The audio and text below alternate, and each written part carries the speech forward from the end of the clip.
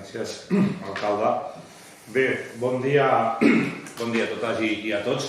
La veritat que és una data important perquè arribem, com deia l'alcalde, al final del mandat i per tant és moment de fer balanç a poques setmanes de que també la ciutadania pugui fer el balanç amb les eleccions. Jo comparteixo d'entrada la valoració que feia l'alcalde que hem fet de les dificultats una oportunitat. I crec que per això ha estat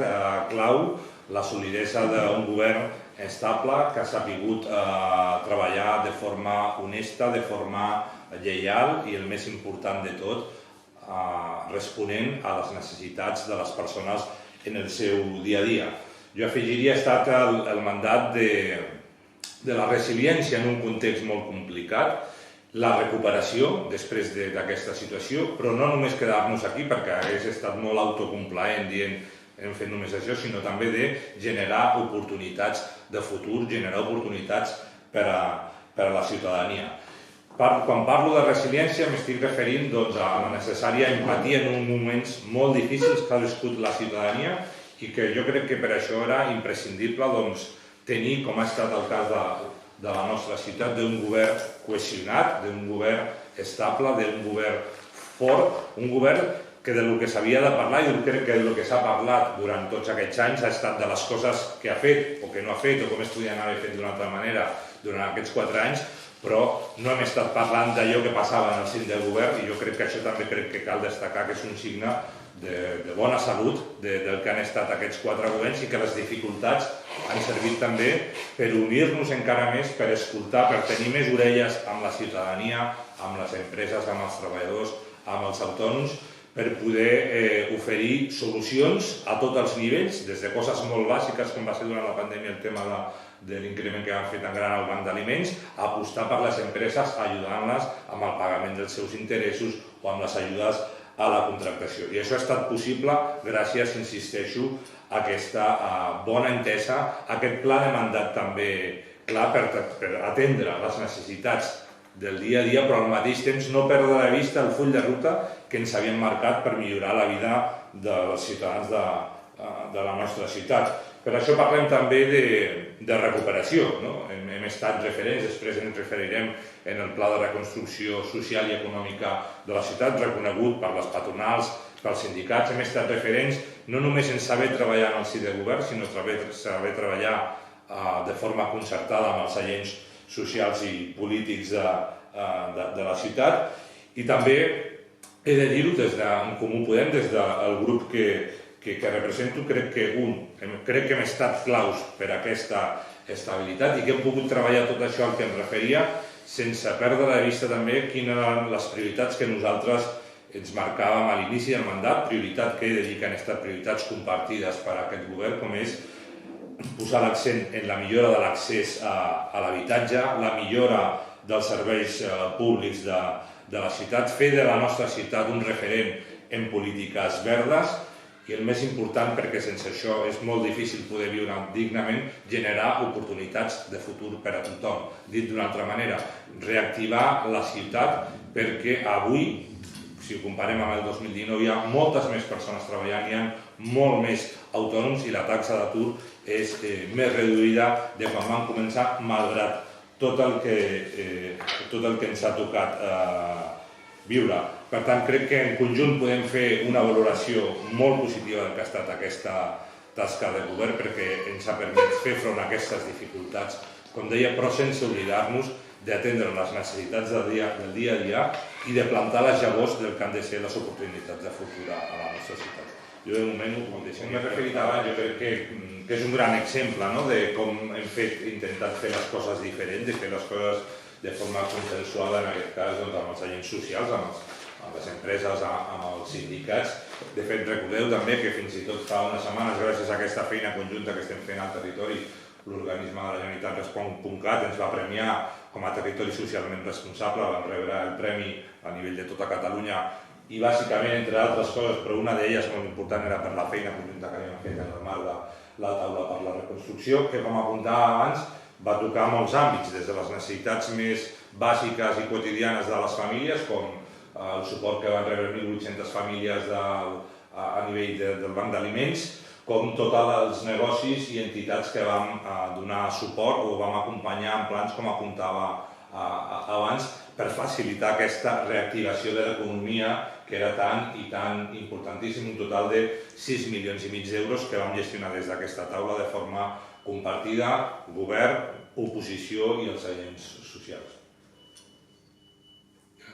Sí, ara segueixo, no? Sí. Com anunciava també al principi, una de les prioritats importants també ha estat durant tot aquest mandat la cohesió social, els drets socials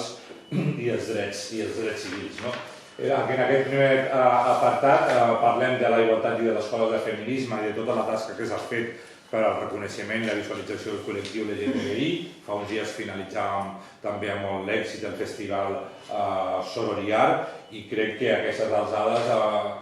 podem dir que Mataró és avui dia una ciutat referent en matèria de polítiques i de drets tant en l'àmbit del feminisme com en l'àmbit del col·lectiu LGTBI.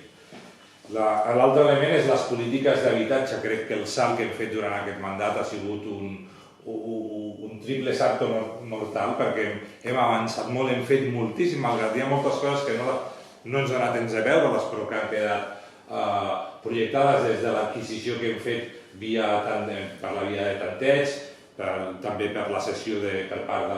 de la Sareb, o el gran projecte referent també molt premiat a nivell europeu com va estar el Lloguem, que vam aconseguir captar 61 habitatges privats, de particulars, perquè ens entenguem. Tot el que hem fet en l'àmbit de la rehabilitació i d'un servei nou que vam posar al servei de protecció a l'habitatge per acompanyar, per ajudar, per assessorar a les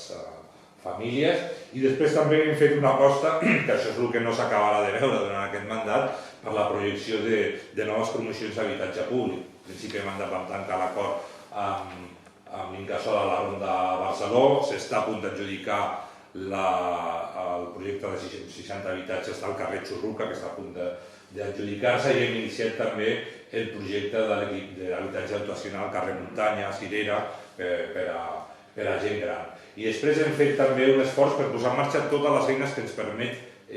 la llei per garantir l'ús social de l'habitatge. Per això hem posat en marxa una gran activitat inspectora per incentivar als propietaris, especialment als grans propietaris, a mobilitzar els seus habitatges privats i a fer-se càrrec també d'aquelles situacions d'inseguretat, d'insalubritat, etc., que han finalitzat també, que ens ha acompanyat en totes les polítiques per tal d'instar fins i tot desallotjaments en casos en què hi havia situacions d'inseguretat o d'insalubritat, amb els protocols que han tirat endavant, que l'Ajuntament ha estat un referent, i tot això ho hem acompanyat també en l'àmbit fiscal per ajudar les famílies que no poden fer càrrec del pagament dels impostos, principalment del pagament de l'IBI, que és l'impost principal que paguen els ciutadans